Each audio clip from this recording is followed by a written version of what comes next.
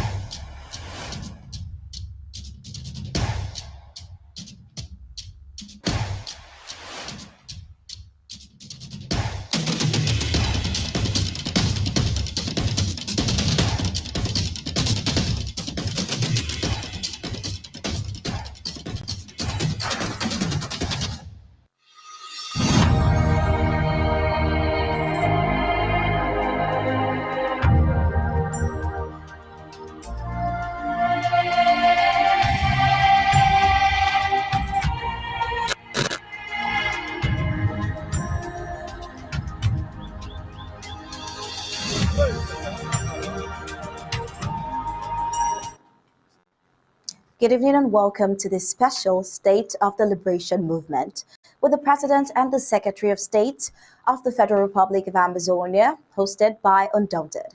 I am Star Smart. Let's begin.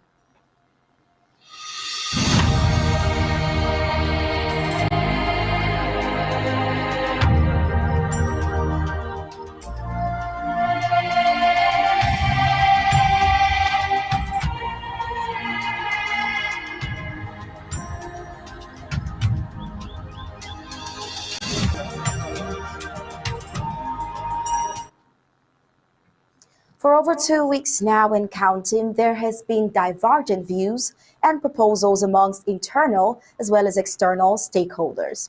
But an overlook from Undaunted perspective wonders why that discussion should be at this time. Wondering what the subject matter is about? The spotlight on these divergent views has been an imposition for a referendum. The reason why we think it's not a proposal is because the evangelists of this concept are not open to discussion. It would appear it was preconceived with an objective for the fear of the unknown without necessarily a proper thought of the concept. Some Amazonians have simply rejected it. But after a very close look and careful examination of the interim government argument and position, which is logically, historically, and legally founded, we begin to wonder why the idea of a referendum should be brought today. It would appear that to ensure this whole idea of a referendum, which does not meet the standards of a lasting solution to the ongoing conflict, the advocates would, despite the need to consider the root cause of the problem, and rather would be concerned on the superficial aspect of it all. Should Amazonians copy and paste methods that have been used from Eritrea to Sudan? Or should Amazonians, as a case study, be on for a solution that is specific? Today we're having the President of the Federal Republic of Amazonia, and many are hoping he is not just coming to reiterate the government's position, but to give the audience more reason why a referendum is entirely a bad idea for the peoples of Amazonia during this critical time. According to President Sako, those who are advocating for a referendum are probably tired, unwilling to, and are willing to surrender. Or maybe they're ignorant or most probably sold out. Even as we speak, the collateral damage of the humanitarian crisis of this war is very eminent. Reports have it that Southern Cameroonians are not only dying in the high seas in an attempt to flee the 7-year-long war, some may be stranded, as the Prime Minister of Antigua will not accept a readmission for those who have been rescued. These are critical problems that require proactive solutions. How can the interim government's diplomatic endeavors facilitate help in such times of need? Like you're anticipating, we also hope to get some answers tonight as the President and Dr. Martin Mungwa will attend to these pressing questions. And to kick off the special State of the Liberation movement, we'll first have Undaunted reports ushered in by the prime headlines.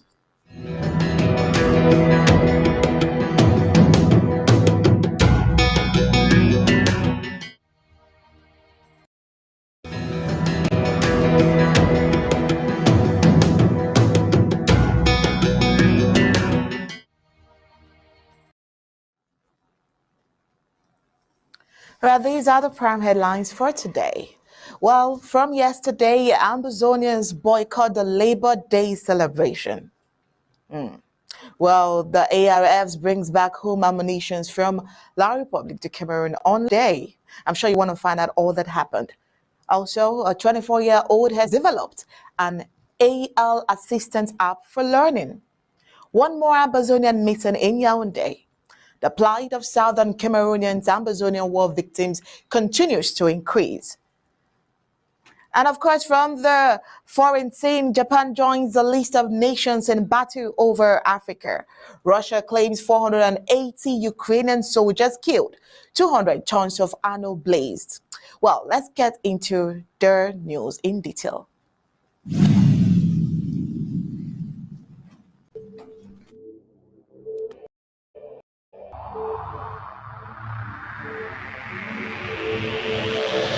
The media greatly influences society. They inform people about what is happening. It permeates people's lives in their own criteria and opinions. In this way, the media moves the masses, creating different social movements. For over 60 years, the people of Ambazonia were deprived of such privileges. The privilege to enhance their own criteria and opinion. They have suffered cultural genocide for 6 long decades, but not in this age and not with Undaunted ABC Amber News on board. You must understand that wars are fought and won in the media. The speed of the revolution on Ambazonia's quest for freedom cannot be explained without highlighting the diligent use of the media. Franco-Cameroon colonizers, among other strategic moves, weaponized the media against Ambazonia for so long, and they continue to do so even today. The question would be, how much do the oppressed people of Ambazonia need to counter the media rage? Indeed, how much more is required to stop the genocide? The carnage in Ambazonia didn't start today. In 1961, 1972, 1984, and 1992, Ambazonians were slaughtered in huge numbers and help was not forthcoming. Why? Because the oppressor was the piper in the media. The good news is we have what it takes to dictate the pace. Right now, ABC Amber TV is taking advantage of the wonders of multimedia aggressively to inform the misinformed and disinformed with Undaunted and other revolutionary programs bringing it to the news untold stories. Importantly, to win the media war by taking ABC Amber TV into every multimedia platform. In a word, where the importance of storytelling can never be overemphasized, Ambazonians has to tell her own story, not the other way round. And like we say it always, Ambazonia must narrate her story accurately. We can do this together, you know, right? You are just a click away. Visit our website at www.abcambertv.com, and the steps are quite simple. With just a click on the website, you can become a club member with so many benefits. You can also make a one-time donation, advertise and showcase your goods and services at the marketplace on the website. That was easy, right? You're welcome on board. And thank you for opting for the winning team.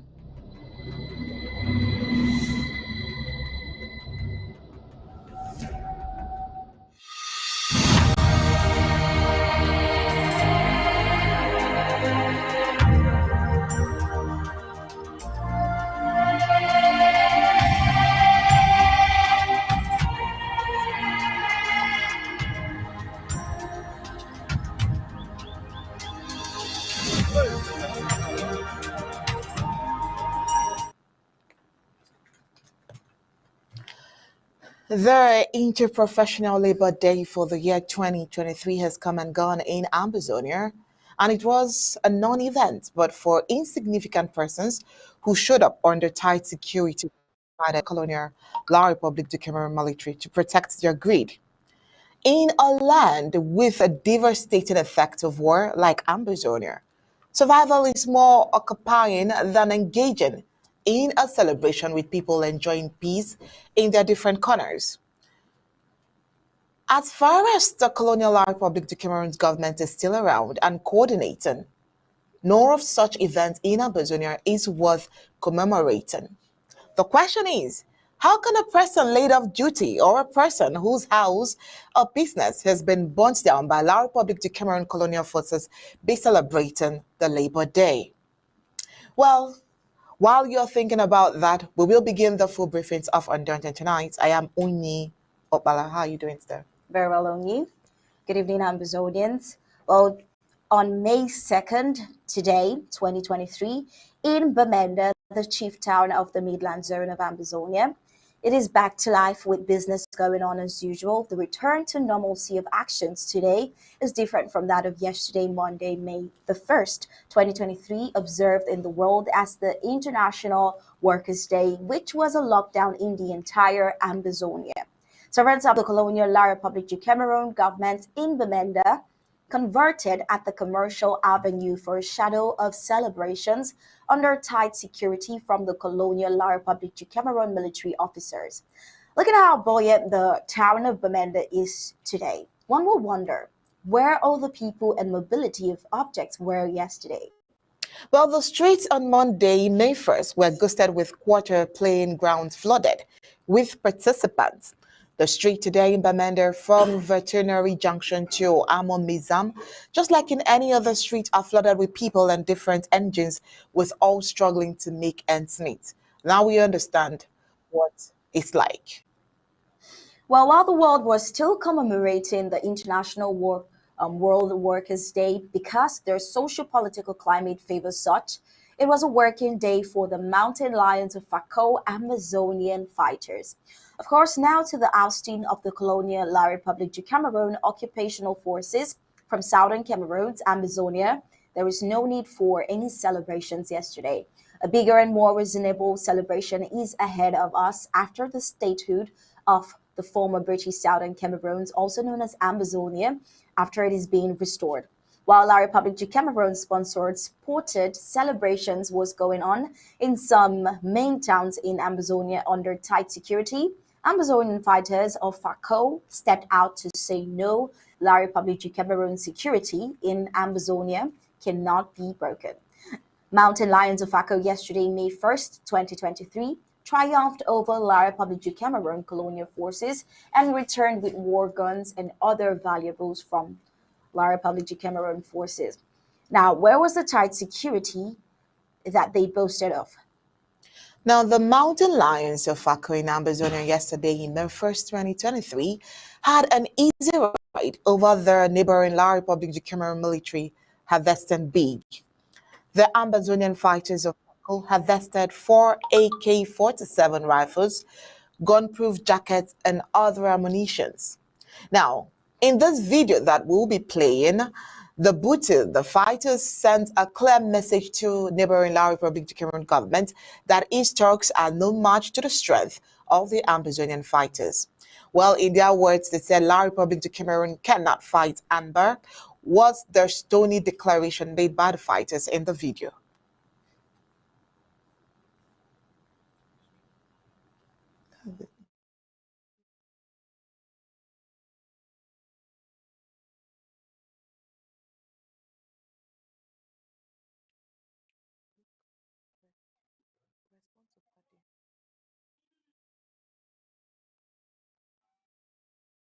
So jam they take the AK, no be choice. Now Fakodi life, shake in all day.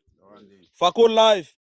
Yeah, so today the 1st of May 2023, we the forces of Fako will be saying we celebrate 1st May with like public government.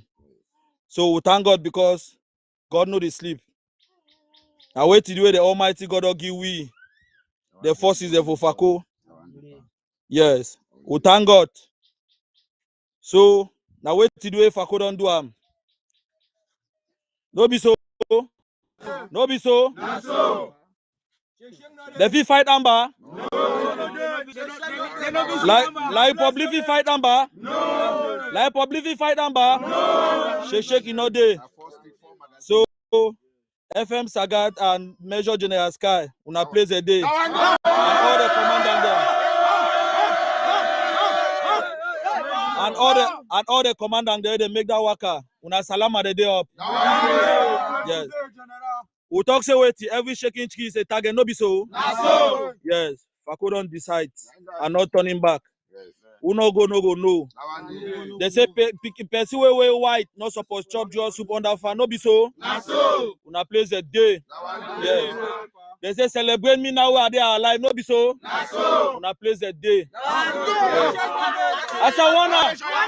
Asawana. Well, you've pretty much heard it directly from the horse's mouth.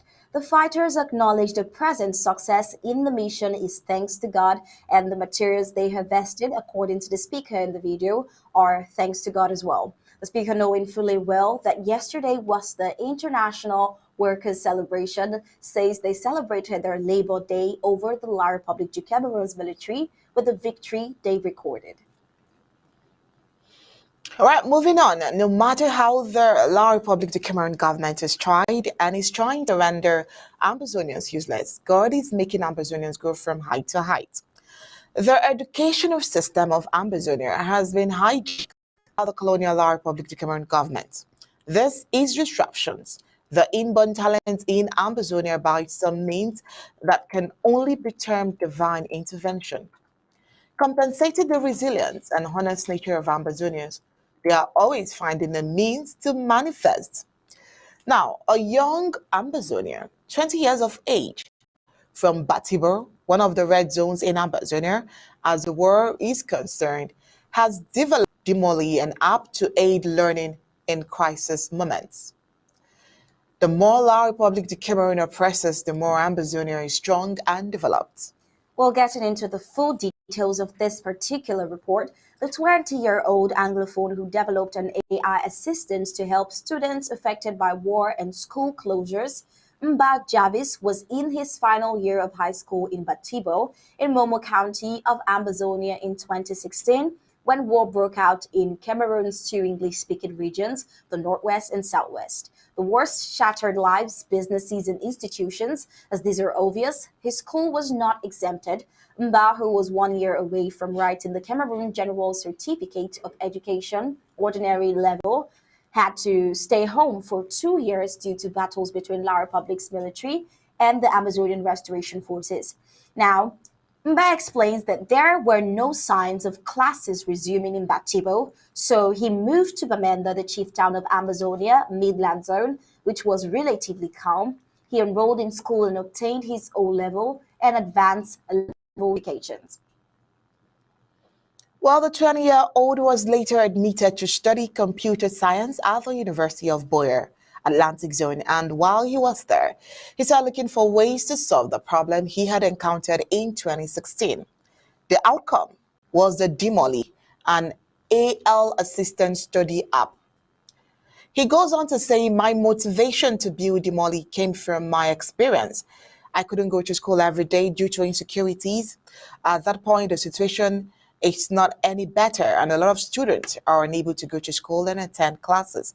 So I was prompted to build something that students can use from anywhere at any time to study and prepare for exams. Now, he goes on to explain that the startup's name comes from two different words, didactic and Molly. Didactic means designed or intended to teach people easily, and Molly is a magical herb in Greek mythology. Mba put the two words to create his startup name, Demoli.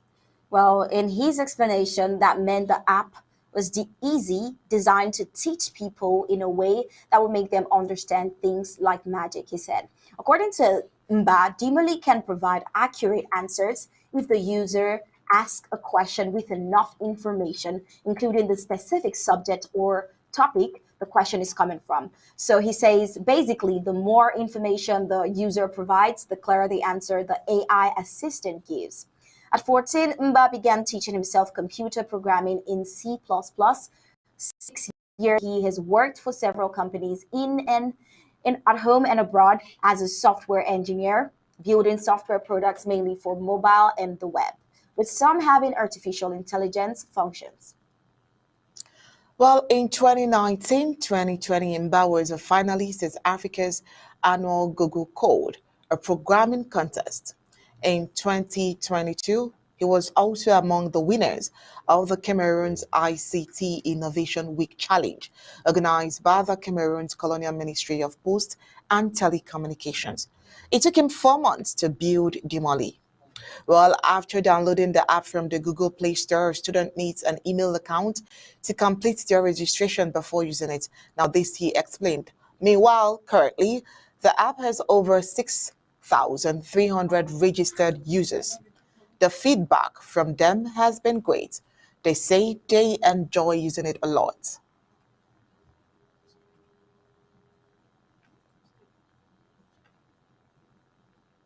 All right, moving on, one more Amazonian missing in Yaoundé. Well, Tawe Elvis Ngwang from Nchi Odo, Ndu local government area, Dongamatun County precisely, has not been found since Friday, April 28, 2023.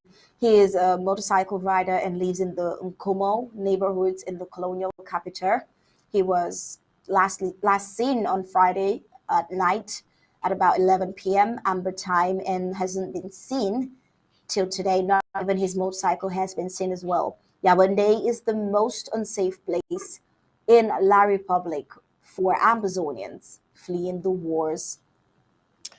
Tawa Elvis Ngwang is just one in a series of young, dynamic Amazonians who have fled the war to try to make ends meet in La Republic du Cameroon, but who instead ran from the frying pan into the fire, as it's common said here. Most Amazonian victims being consumed by La Republic du Cameroon's fire are motorcycle riders and young girls searching for jobs. Some of their dead bodies have been found, and the majority of dead bodies are those missing. Well, being the center for corruption, power struggle, and occultic practices, it is difficult to trace corpses since body parts are in high demand, and some restaurants have been opened just to serve body parts as delicacies. ABC Amber News praised that he is returned and he's being found doing well and in good health. And there is a contact though, just in case he is in the picture, as you've seen on our screen. There is a contact just in case you find him to report to. The number is 6777149113 or 675425453.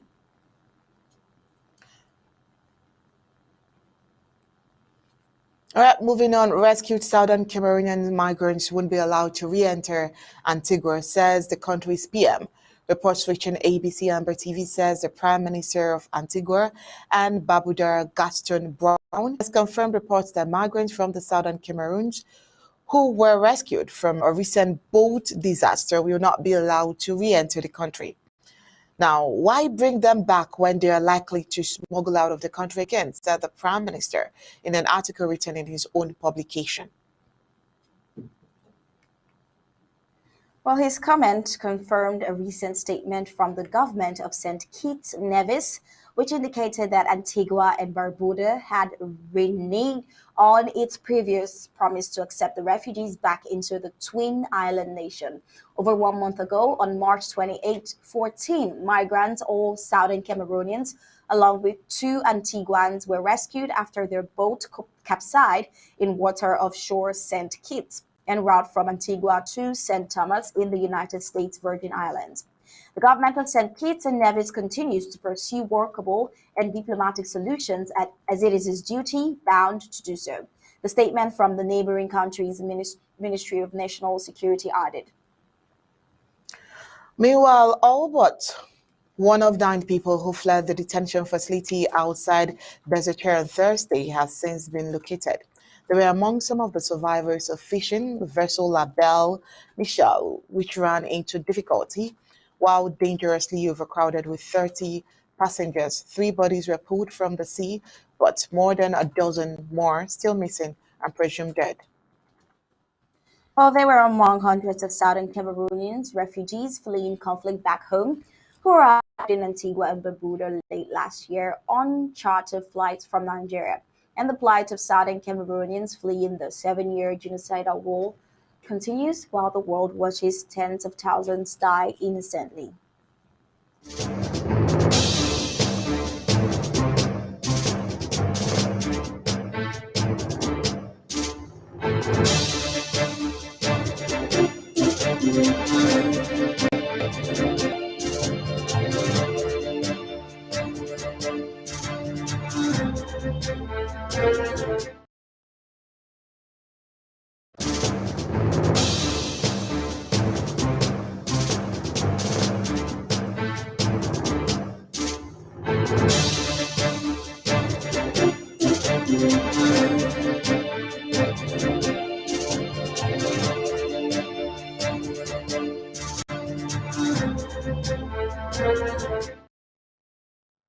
Go on your break.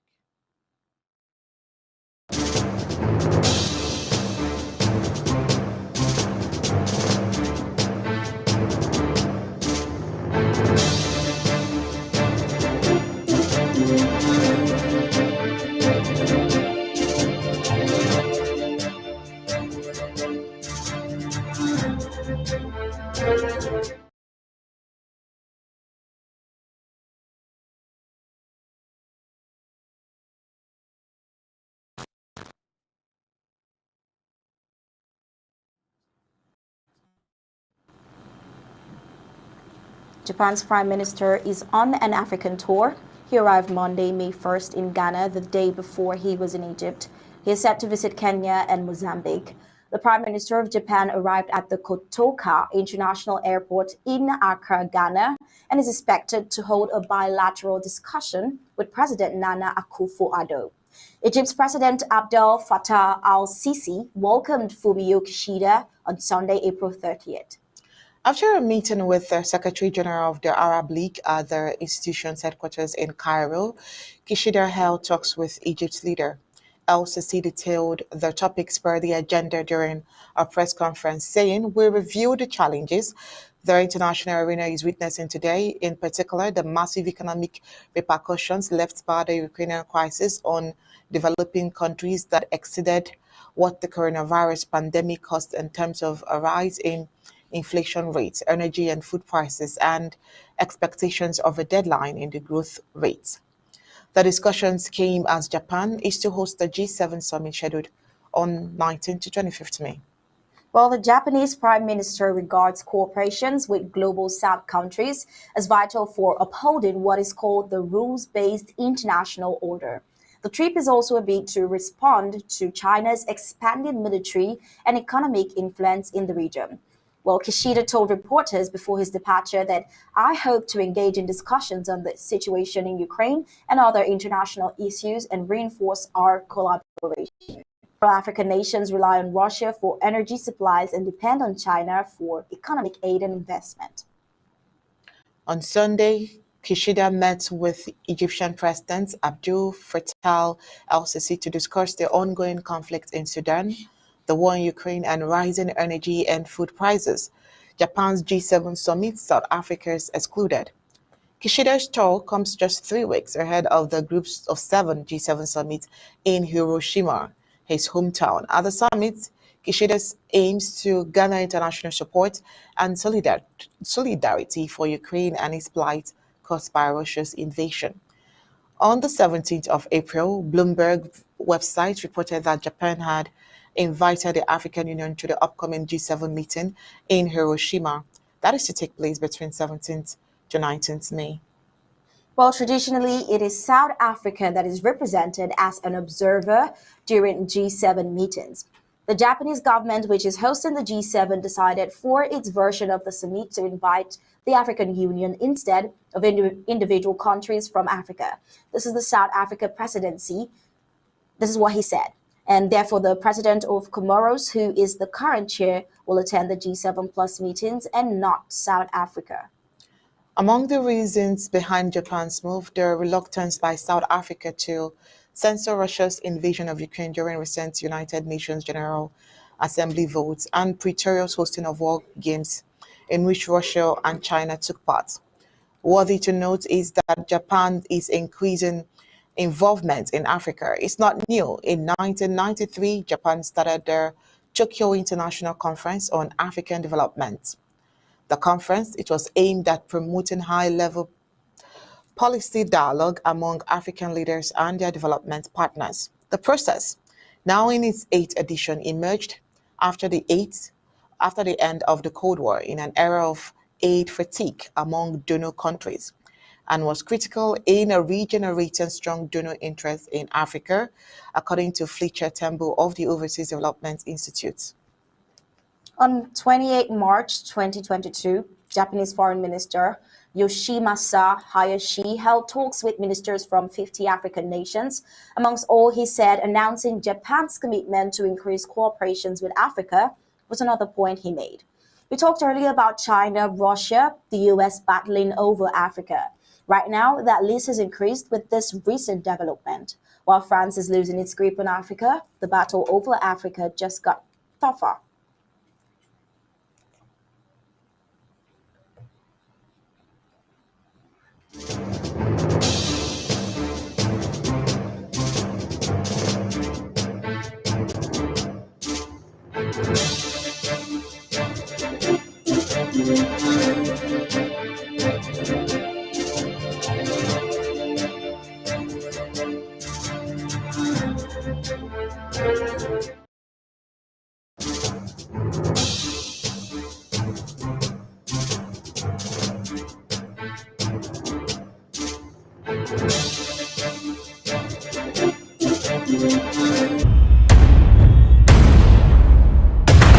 State of the Liberation Movement with the President, Federal Republic of Ambazonia and Secretary of State for Communications and IT on the IG's unwavering position on topical issues with pre and post analysis from Tar Padiking, Lady Casey, Onye Okpala, Star Smart, live and exclusive on ABC Amba TV.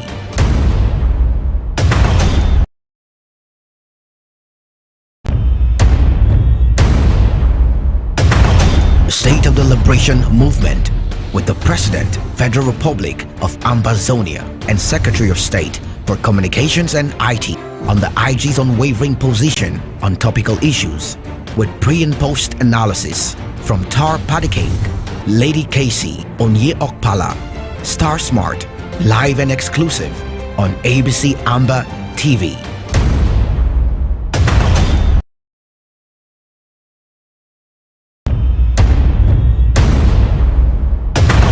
State of the Liberation Movement with the President, Federal Republic of Ambazonia and Secretary of State for Communications and IT on the IG's unwavering position on topical issues with pre and post analysis from Tar Padiking, Lady Casey, Onye Okpala, Star Smart, live and exclusive on ABC Amba TV.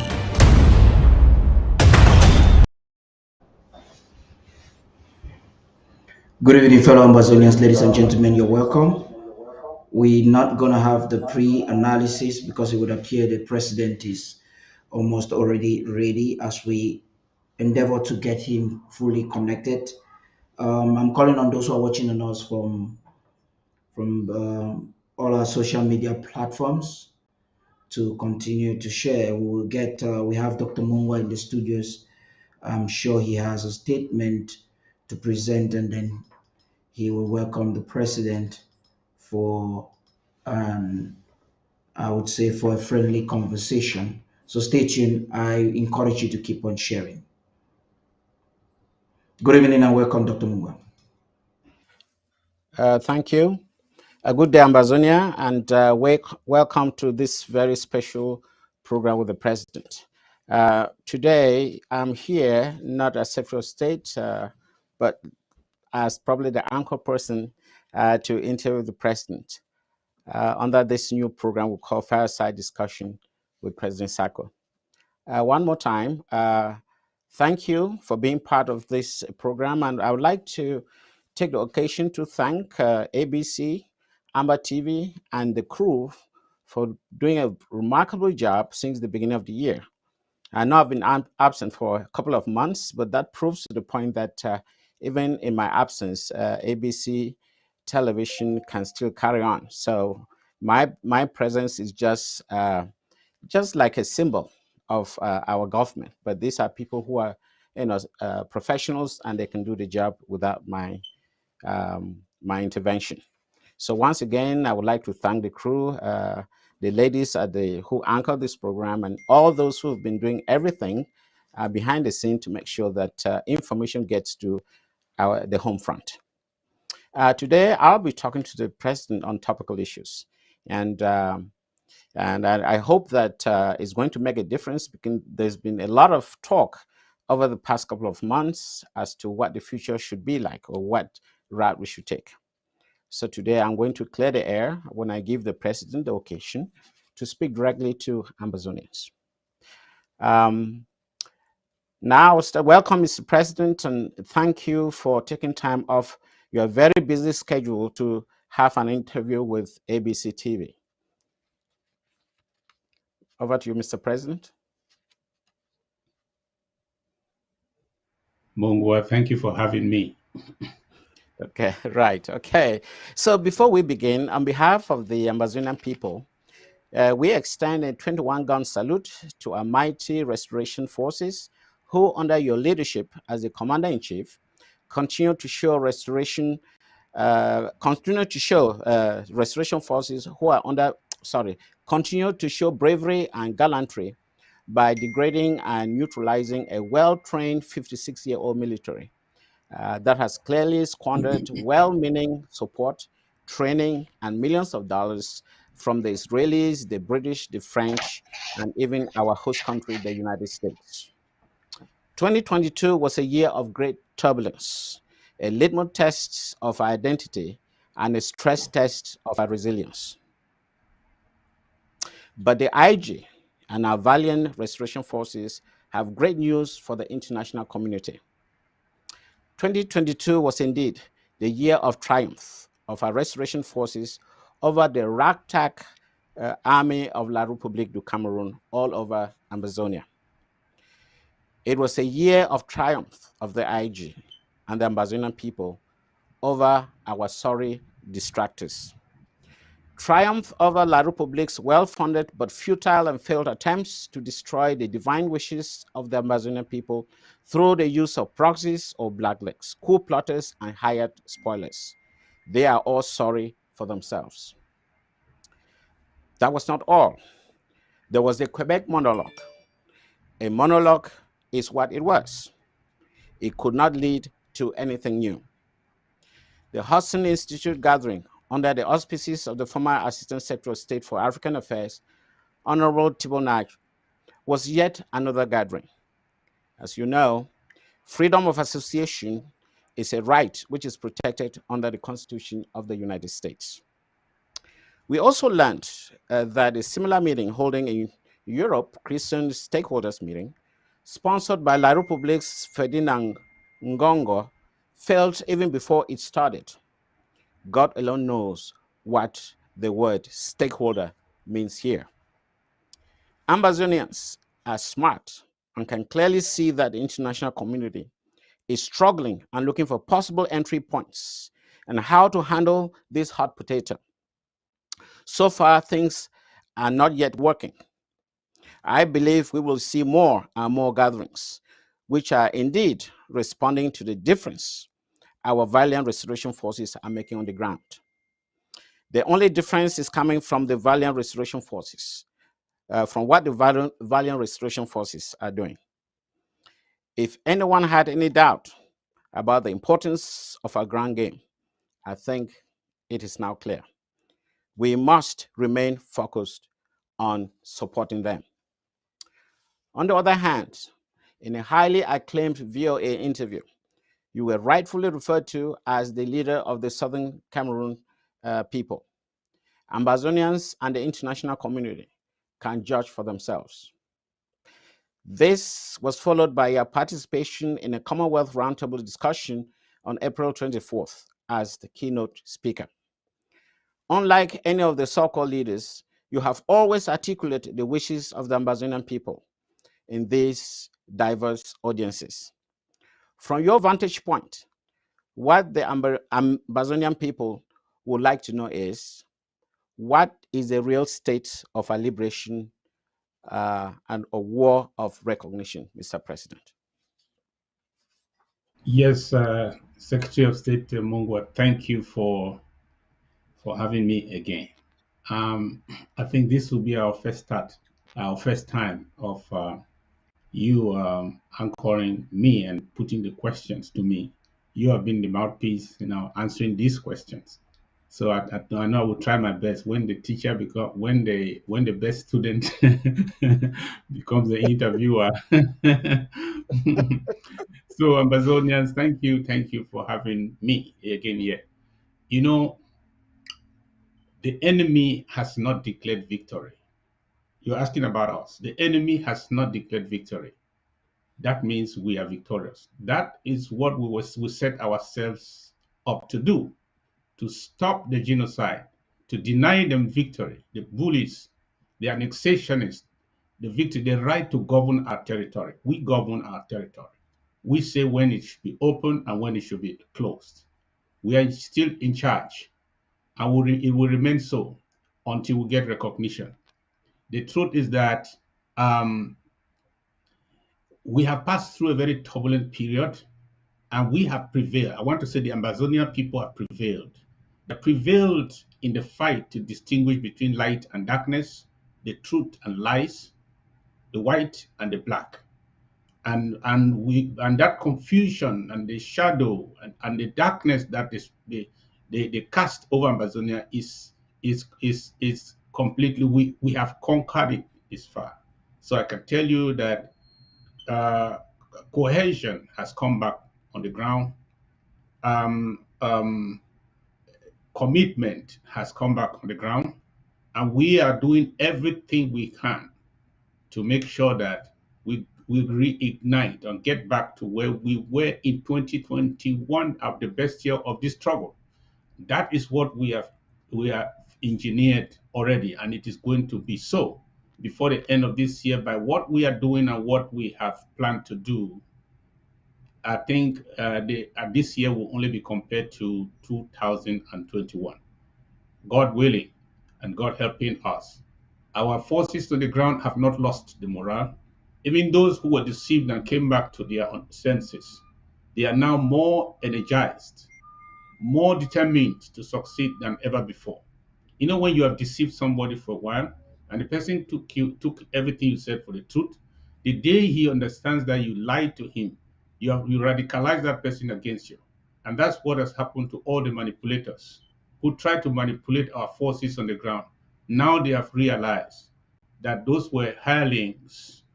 They were not. They had no ownership, and they had no good plans for the struggle. They were trying to use them to negotiate a deal with La Republic.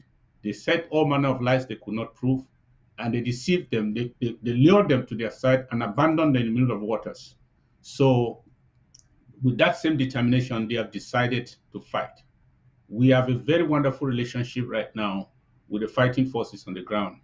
And we are the only ones that Ambazonians have trusted enough to give resources, enough to be able to help and take care of this one so that they don't become criminals out of necessity, out of need. And we are doing so. God helping us, more and more resources are coming our way. I'm challenging those who are drafting to do a little more.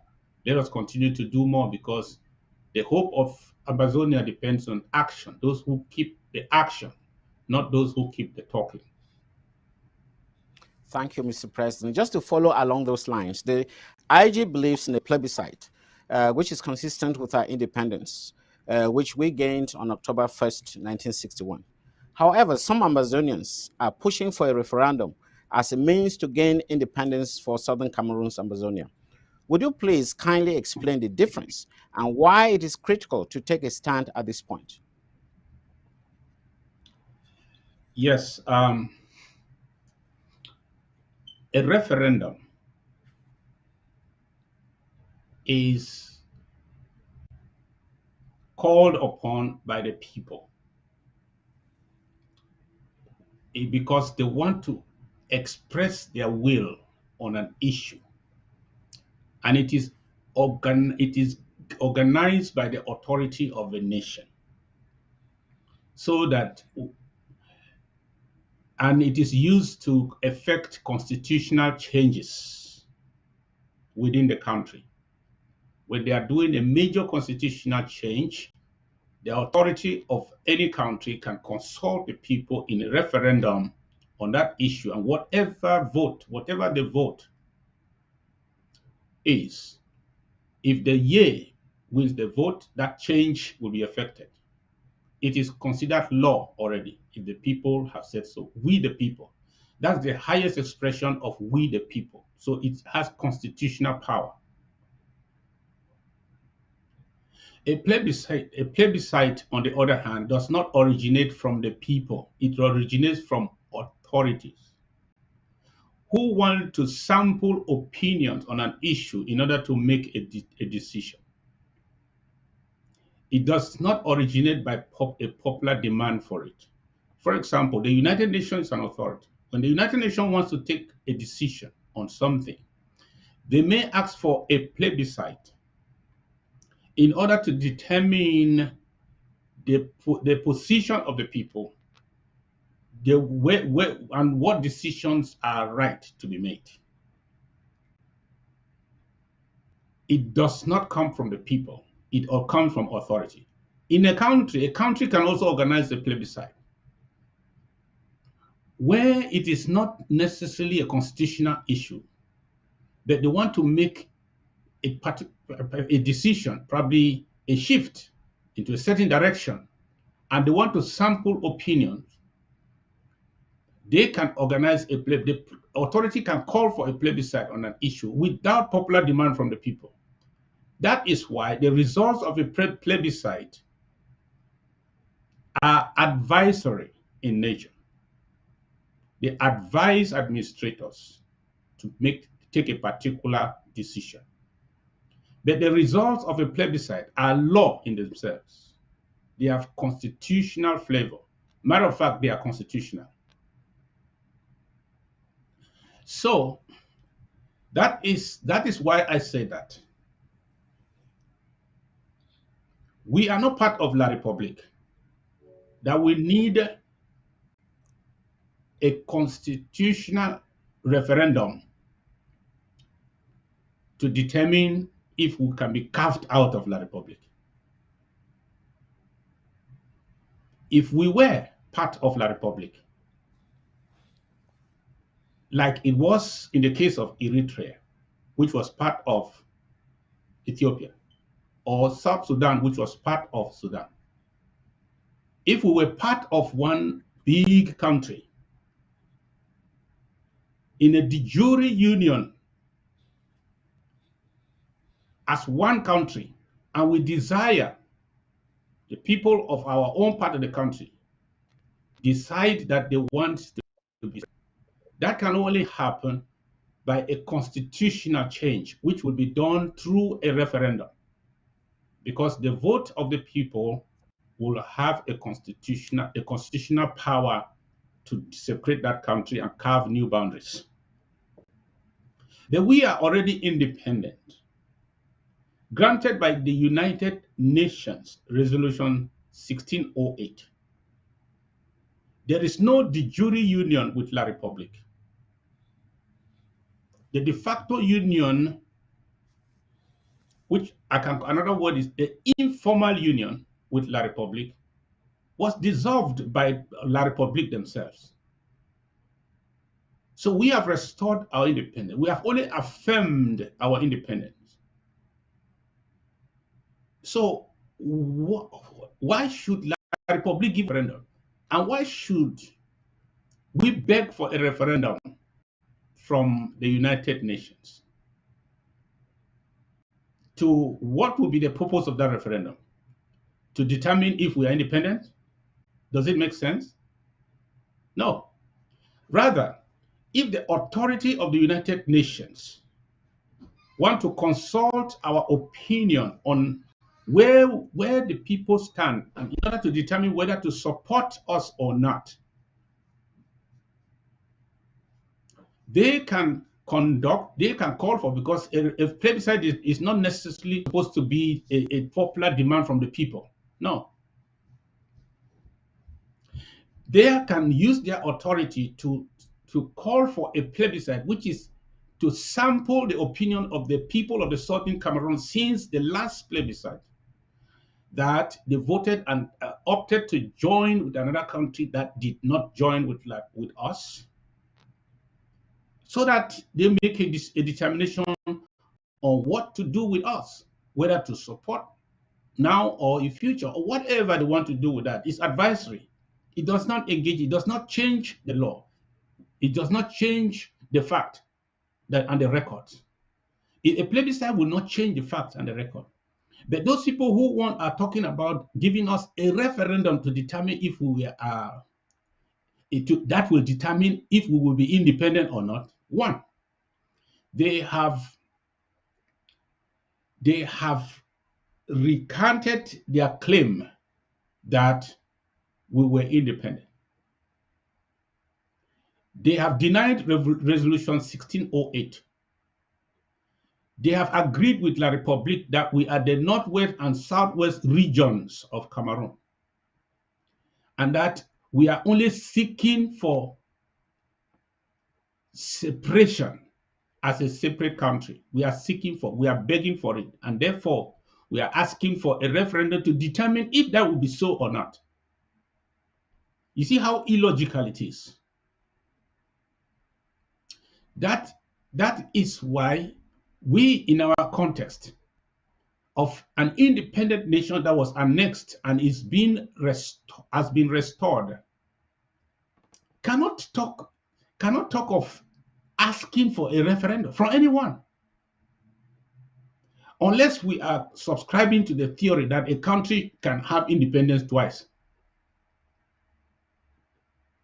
Why? Show me the example of one that had independence twice.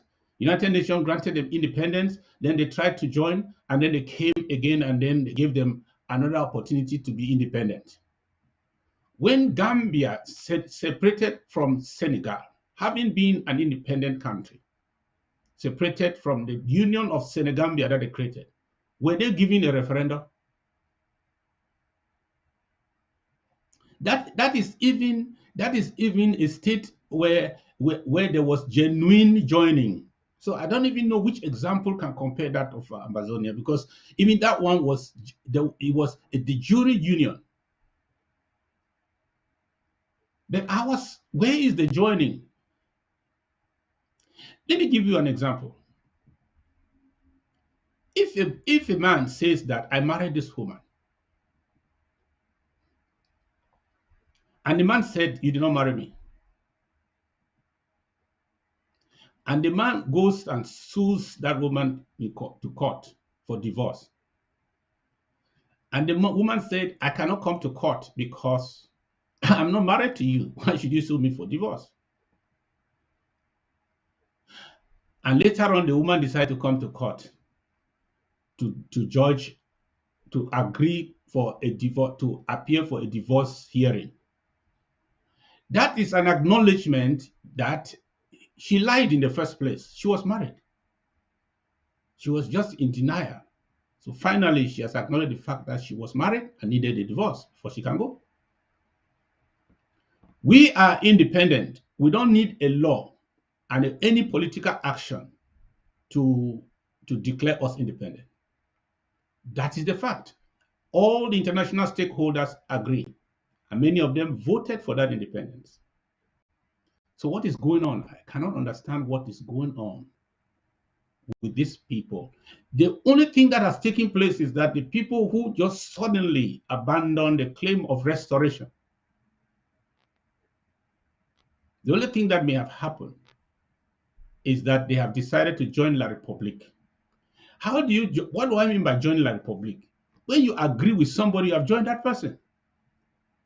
When you agree with somebody in his argument, you have joined him. He says you are not independent unless there will be a referendum that will decide whether you are independent or not. You agree. So are you not one with that public? Okay, what if you agree? And later on, you don't get it. You will go back to your first argument. No, I had it. I had independence. I was just playing some game. Let me tell you a game, something that can play on for in this conflict. Let me take you to this Western Sahara experience, and I encourage those who are ready to do so. After a brutal war for independence, Western Sahara, that is part of Morocco, in 1998, after a brutal civil war for independence, the Western Sahara agreed with Morocco. Matter of fact, Morocco agreed to give them a referendum. But that was not true. It was a tactic. It was a tactic to disarm the what they call the rebels, to impose a ceasefire and keep them as part of Morocco. But you know what? Morocco started by saying, we agree. We are ready for a referendum at the United Nations. In 1991, the United Nations Security Council, Resolution 690 of the Security Council, established the MINUSO. That acronym is in French. I think it's the Mission des Nations Unies pour le référendum de Sahara Southwest, or something like that. You can find out. The United Nations Security Council established MINUSO to conduct a referendum in the Western Sahara. That was 1991. MINUSO was established because the Western Sahara were tricked into accepting a referendum. Now, let me tell you what happened then. If you look at the mandate that was given to the MINUSO, go and read the mandate. The item number 1 on the mandate was to ensure a ceasefire and to make sure that they demilitarize in the southern Western Sahara. And what did that mean to the Moroccans? It was to make sure that they disarm those rebels and ensure that there's peace. And then somewhere at the bottom of the mandate, they said, organize a referendum, because you cannot organize a referendum until you have disarmed, you have imposed a ceasefire, you have ensured that there is peace, a return of peace and tranquility before you organize a referendum. Okay, where you are seated right now, if you can Google, do so. From 1991, that mission for the referendum that was established by the Security Council by Resolution 690, 1991. What year is this? 2023. 32 years after. Have there been a referendum? Where is the United Nations referendum for Western Sahara? Where is it? But MINUSO is still there. You know what they are doing? They are making sure that they enforce the ceasefire. That can be a possibility. The country, the oppressor, the annexing country, it is for its own advantage to accept a referendum and manipulate it thereafter. That is true. Wow. That's what happened in Morocco. Go and Google it. Anyone in the comment, if what I'm saying is not true, tell me that it was not true. Wow. Mr. President, just answer the next question, because I wanted you to give examples of referenda carried out by the UN and whether any practical dangers of talking about referendum at this time for Ambazonia. And unless you have something additional to add, I think I'm satisfied with the next question I wanted to ask you. Do you have anything additional, or that's good? You know, the other thing I would like to talk about, let me talk about Sudan.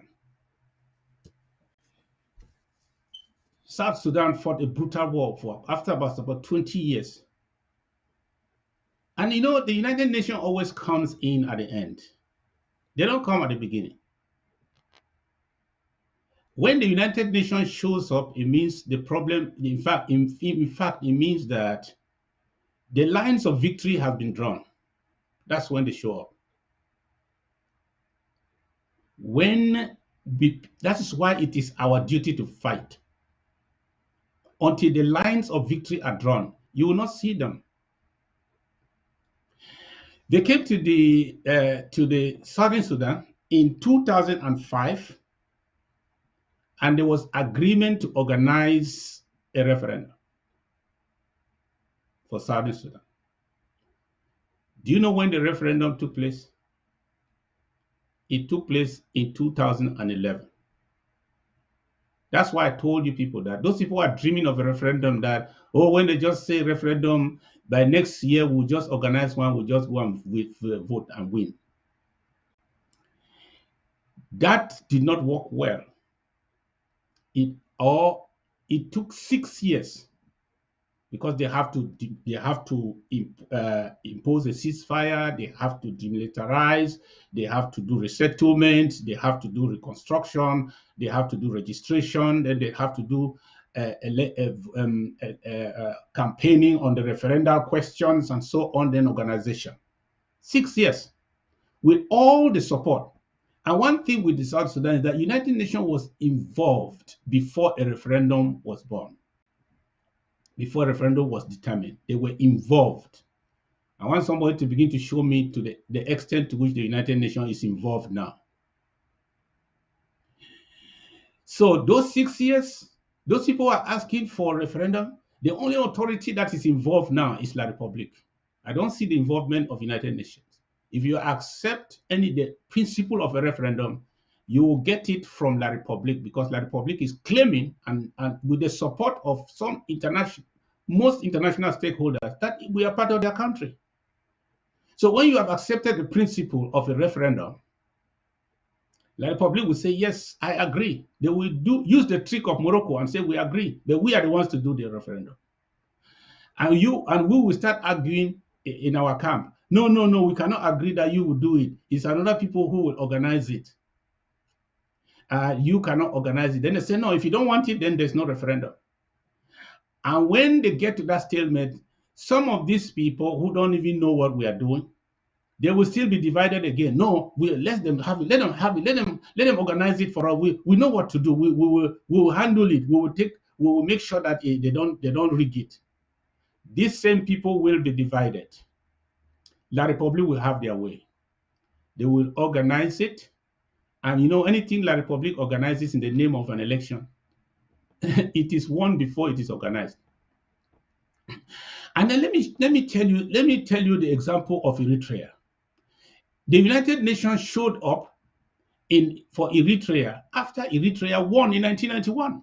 They won the war, the 30 years war. They won the war against Ethiopia. They won it because of the change of government in Ethiopia. The rebels who took over in Ethiopia, they decided to say, you know what, we're not going to fight against you. We're going to handle our internal affairs. That gave them an advantage. By 1991, they won. The United Nations showed up. I told you that when the lines of victory are drawn, the United Nations will come. The United Nations showed up to organize a transition authority, a transition government, to help in the transition part. Because of the confusion that was in Ethiopia, because of the civil war that was in Ethiopia, they decided to come in immediately to bring some stability, to help in the transition to set up a transition government in Eritrea. That was in 1991. But then they organized a referendum, which truly I will call that one a plebiscite. But let me tell you about the referendum of Eritrea. When the United Nations came, the first thing is that Eritrea formed a transition government.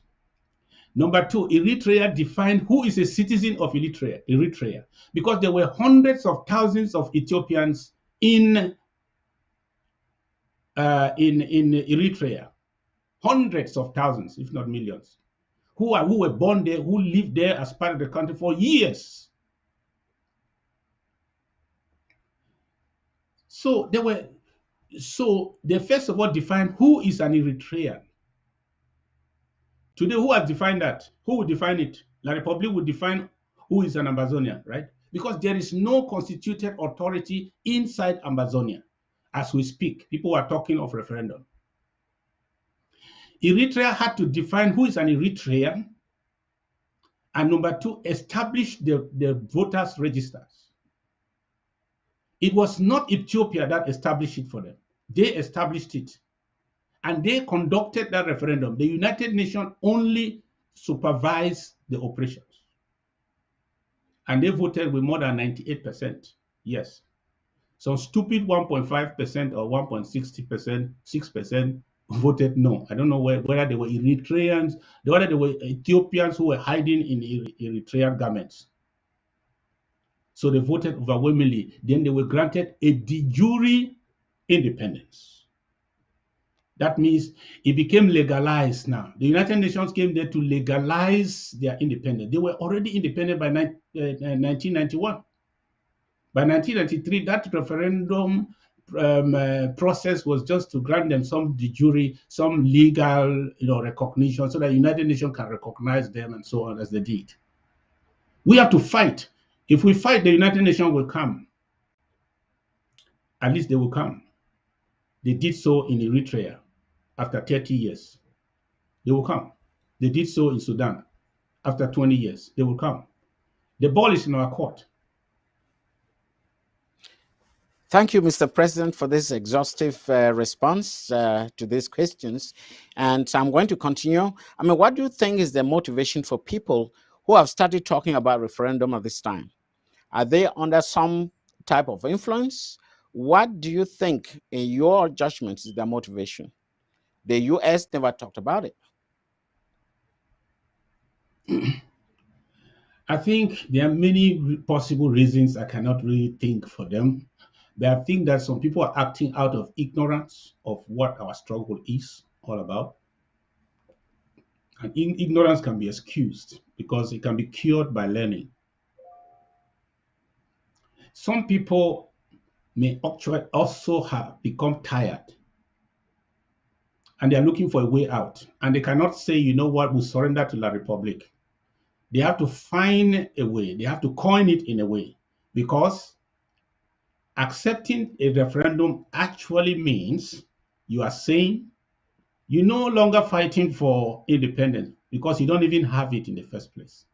So whenever the authorities would deem to give you a referendum, you will take it.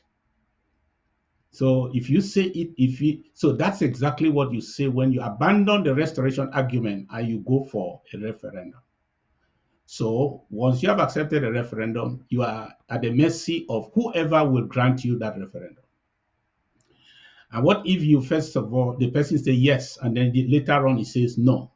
As I said, will you go back to your primordial argument and say, no, okay, now I am independent. I was independent. Resolution 1608, I was independent. No, you cannot flip-flop like that. So these people are flip-flopping because sometimes it could be that they are tired and they want to just drop the ball. And they cannot drop the ball and tell the Ambazonians that we have just decided to give up. No, they'll be able to give you some argument that seems reasonable, but it's nothing. And then it's a way out. In the diplomacy, they call it a backdoor. They're looking for a backdoor. Then there are also those who could actually be agents of the other side of La Republic. They are empowered to engineer a surrender of our people, to impose a solution that is a no solution, and to bring us to accept their argument. You know, anyone who is for a federation or special status is actually for Cameroon. So some people try to force them to belong to us. They don't belong to us. If you are for federation or special status, you are for Cameroon. You are for Cameroon. So it will be very difficult for us to agree with these people in our midst. So some of them have come in, they are in our midst, and they are trying to say, why don't we accept that? Why don't we accept this and accept this? So these ones have been corrupted. They are putting on our garments, but they are not with us. They pretend to be with us because they speak our languages, they bear our names, but in reality, politically, we are not on the same side. So, and they have corrupted some who have gone in for personal gain, for quick gain, quick fixes for themselves, of course, not Ambazonia. So there are some that could have been corrupted, and in this mix, you cannot tell who is corrupted, who is ignorant, and who is tired. All of them are working for the same thing. They are working for the enemy.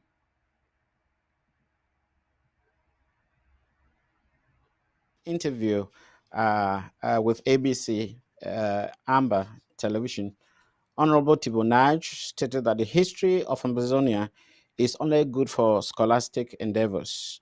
It has nothing to do with the present or reality. What do you have to say about this statement? You know, when diplomats speak, you have to listen twice. I have very deep respect for Ambassador Tibonaj. There are over 30 different conflicts and wars in the world. If Mr. Tibonaj has chosen to talk about our issue dispassionately, then we have to tell him thank you, because he's not obliged. He's not obliged to make any personal sacrifices, run around for us. I had meetings with him. I have a meeting have had a meeting, and he has met many other stakeholders on our side. So I think that he's also entitled to his opinion.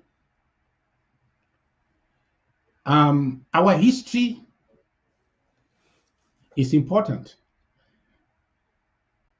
When Ambassador Tibonaj was in office, he was one of the first diplomats, I don't know which, at least who said it openly, who told the Republic that you cannot win this militarily. There has to be a dialogue. He told the Republic that the Americans had better forces, better army in Vietnam. They did not succeed. He opted for dialogue. So the dialogue, according to the United States, was supposed to address the root causes. So when you cannot talk about the root causes without talking about history, what do you mean by the root causes? The root causes have to do with the history. If today Mr. Tibonaj said the history is academic, it's not very important, I said you should listen to him twice. It's either he is reporting the views of some lackluster actors or stakeholders in the international community, or is reporting his own views on the issue. But for his own views, we have heard them before. But I think that he is trying to issue a soft rebuke to the international stakeholders, because they have said, as he told us in that same interview, that this war, according to the stakeholders, the problem in the southern Cameroon started in 2017. He said, he told us, listen to that interview. He said, this is what the international community thinks, that the problem started in 2017. That is either a departure of either he's rebuking the international community for saying this is what they think, or this is what he himself thinks. But he said, no, he said the international community now thinks that the problem started in 2017. So that is, therefore, the rest before 2017 was academic. No. We don't expect the people who come to help us to know everything that we know. I am very sure that the ambassador knows more about our problem today than he did in 2018. So we will continue to educate our people. We'll continue to educate interested stakeholders and people who want to help us. They will not learn about all we are going through before they come to help us. When we identify them, it is time for us to educate as much as we can. It was an eye-opener to us that some people even think like that, as he told us. So let us rather educate them to know that this problem cannot be solved without history. Our problem in the southern Cameroon is tied to the history. It is not like any other independent movement in Africa. No. Our own is one of annexation. You cannot talk about annexation without talking about how we were before annexation. You cannot address the problem of annexation without going into history. So, but if he told us that international community or any member of the international community and stakeholders still think like that, then he only opened our eyes to know that we have much work to do. We have much work to do. So let us know that some people erroneously think so. We have to open their eyes to understand that that is not the case. Our case is historic, because let me educate us a little more. There is a difference between the southern Cameroon problem without S, and the southern Cameroon problems. The southern Cameroon problem, the Ambazonian problem, is annexation. It's one. But that annexation, which took place in the guise of a de facto union, was the original problem that led to the problems of southern Cameroon. Marginalization, education, assimilation, all those things put together, which some people want to talk about. That is not the reason why we are fighting.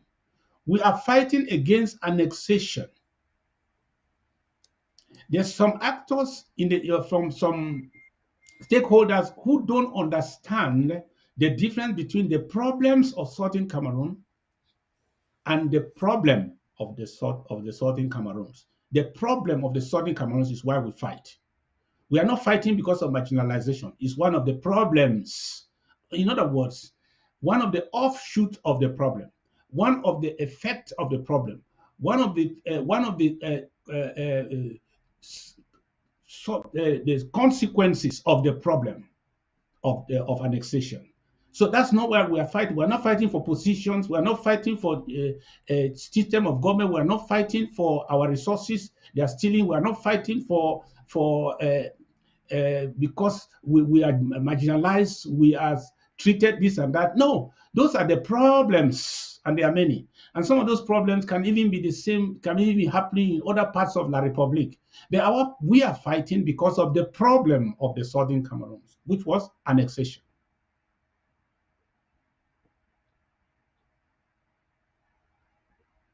Thank you, Mr. President. The next question is, some activists meeting in Belgium, like Cho Ayaba and the ADF, Chris Anu, stakeholder and CRTV reporter John Ba Akuro, Sogadevs Akwanka, Yerima and then Konegi 9 or Konegi Nera 9, Judith Nwana's CDN, Marianta stroke Abonga's faction, etc. What is your take on that meeting? It was sincerely, I don't know. I don't know much about that meeting. Uh, as to what happens, what's conspired, who was there and who was not there. Because for me, it was a sideshow. What I understood before that was that activists were having a meeting to decide on how they want to continue with their activism. I salute them for whoever is trying to sit down to decide on how best to do the job of liberating our people. They have a right to do so. But for you to really correct your mistakes, I mean, for you to do better, you have to do a self-critique. If the activists decide to look at how they have fared this far and where we are now, where they are now, they should be able to self-critique and be sincere with themselves. Otherwise, it's just a waste of time. Or it could just be from another political positioning at the time, because a lot of it is going on. But if truly they want to meet and recalibrate and do this job better, kudos to them. I congratulate them for doing so.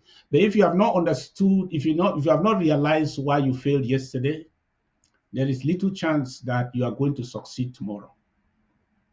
So I will challenge them to look back and see where they were. Some of them were the names in this revolution. They were the crowd pullers. They were the voice. They were the movers. But today, what has happened? I hope they are no one of them went there to blame Sako, because Sako is the easiest explanation. I did not. But if there is a sincere self-critique and they say, okay, this is where we at, this is where we at, let them do it, and they come back and take the fire back to La Republic, I will be happy.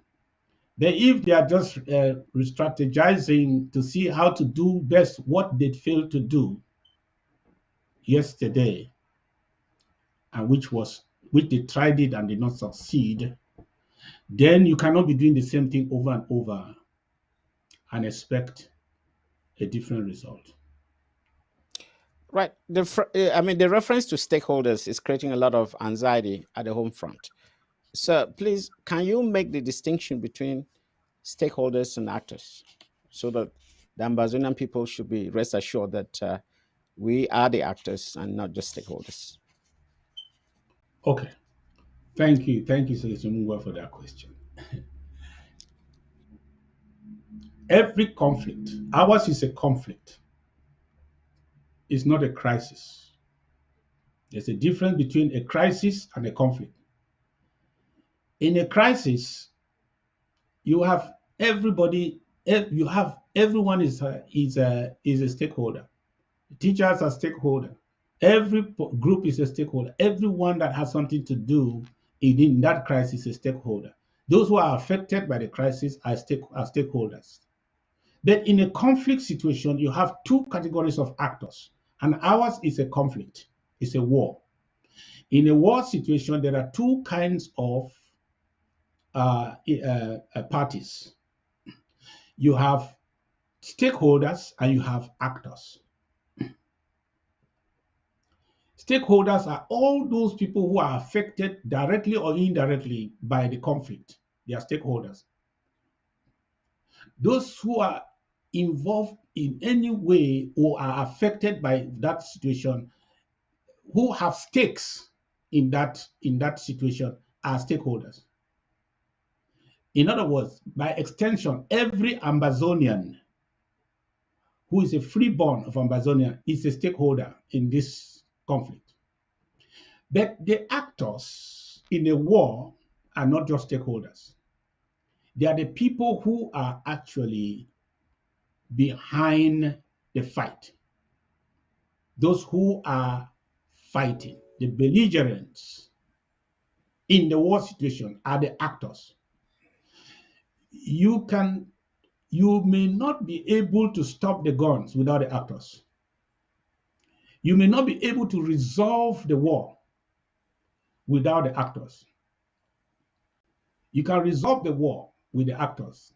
The stakeholders only come in sight when you are trying to win the peace. Every stakeholder must have his hands on deck. That if you want to stop the guns, if you want to win the war, if you want to cause a ceasefire, if you want to really stop the conflict, you deal with the with the actors. The interim government of Amazonia. If we say we are the principals, it's because we are the actors here.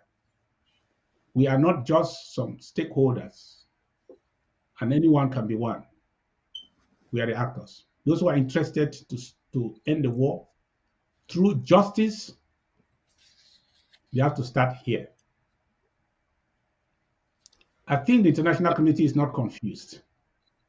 So it's not confused because they know these things probably better. There are many experts amongst them.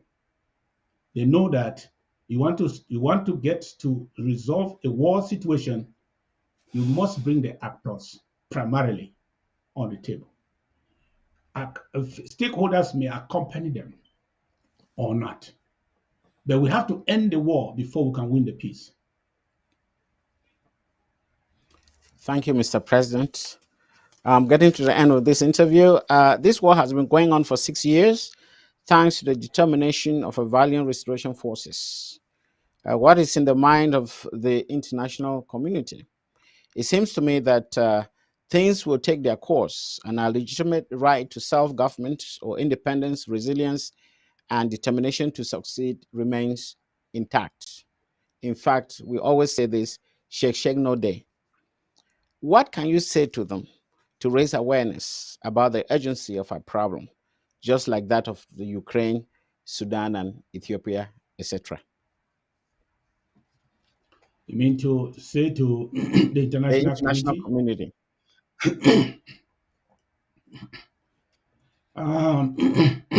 As I tried to explain to us, I agree to a certain extent with the description that the international community does not exist. Because there is no place called international community where you can drive and go there and say, I am going to the international community. We have some stakeholders, people who have stakes in Amazonia internationally, who are affected by this situation and who will be affected by the manner in which this thing is resolved or not. I want to say that we will only get their attention when we hit our foot on the gas. That's why anybody who is trying to diminish our ability to fight is the worst blackleg of this revolution. It's the worst thing that is happening to Amazonia. Anyone that is coming to demarcate us, to tell all manner of lies, to make sure that we cannot do what we have to do to increase the firepower on the ground, is the worst thing that is happening to Amazonia. Because, as I told you, even the United Nations, I have many, many scenarios, they show up when the lines of victory are drawn. They are never there in the beginning. They are never there in the middle. When you see them coming, it means they have weighed the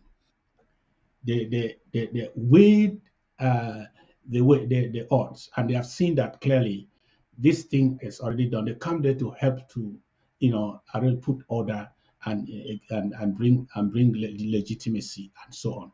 That is the way it will be done. There are many stakeholders who will do the same. But we have to fight.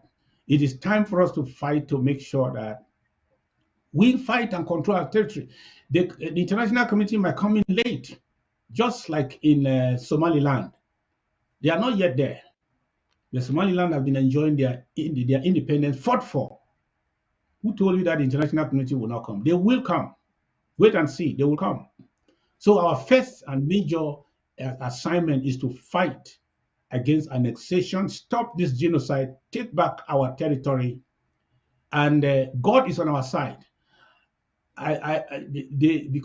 Because the enemy will soon discover that they will have more to fight for, to keep their country than to fight for Amazonia, to fight to keep Amazonia.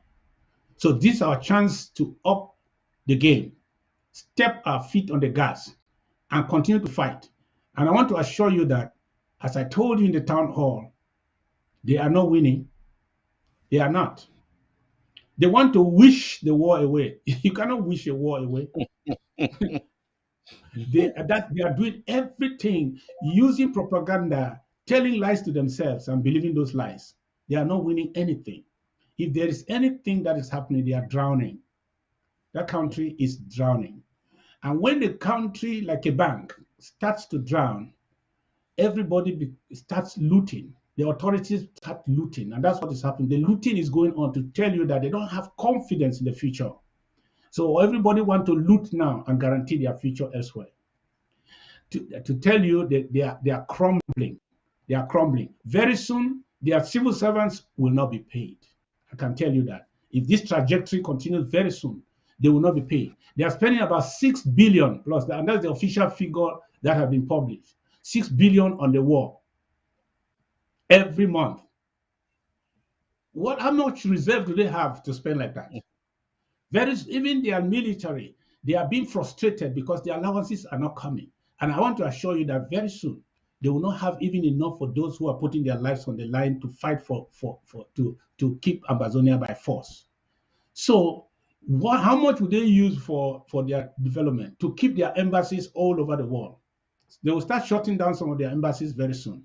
It is time for us to up the gas, to up the game and step on the gas and make sure that we are ready to fight. My good news to you is that the Ambazonian Restoration Forces are now better equipped than they were when we were just fighting with sticks and stones. And every little we are going to put in their hands, they are ready to defend till they die.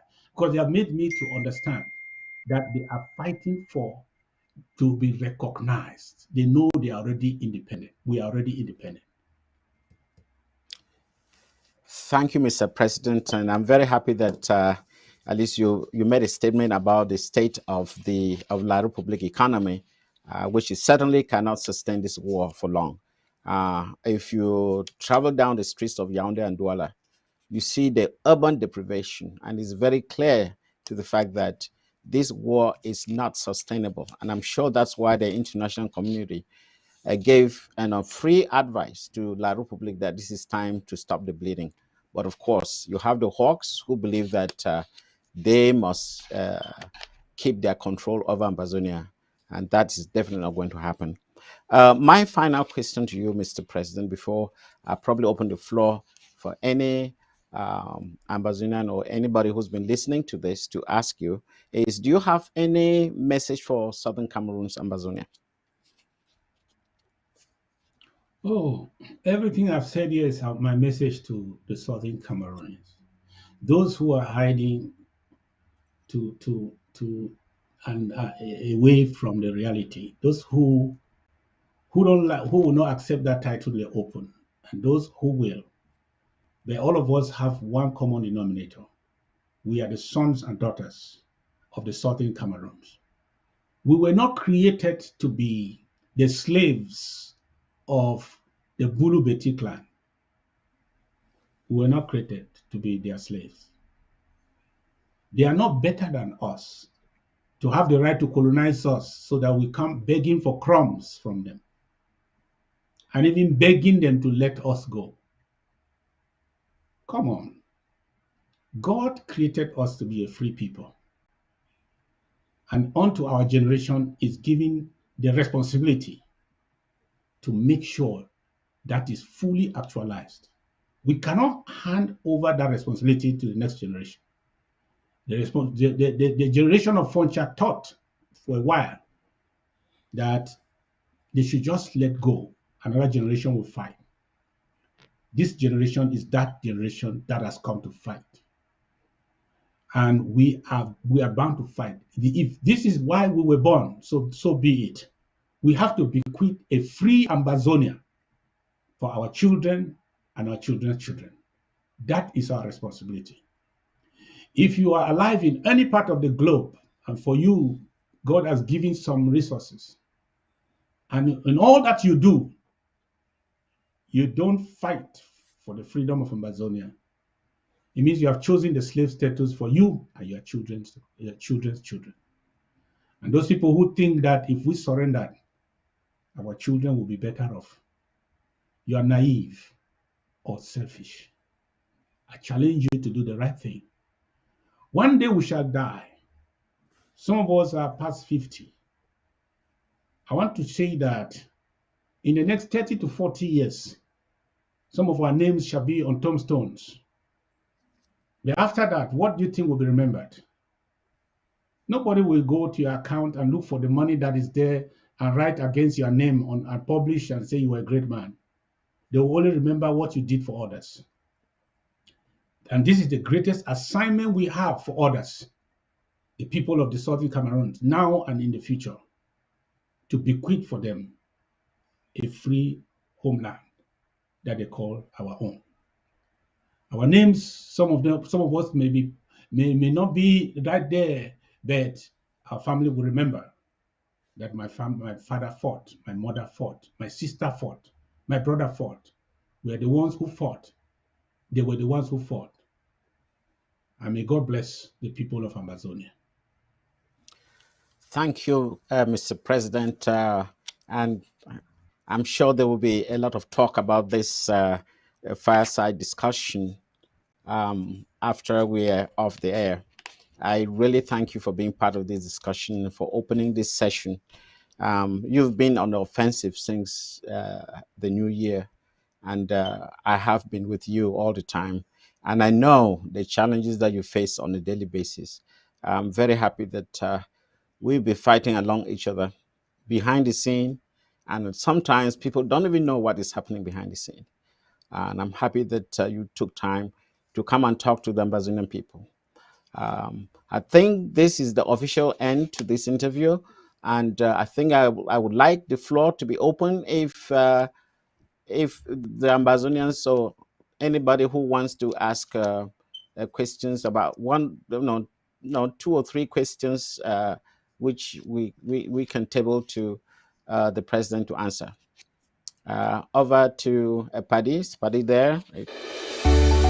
Payment method: www.abcambertv.com/donate. ABC Amber TV payment channels: Cash App 202-650-2216, Zelle 240-486-8768, Ambazonia Broadcasting Corporation.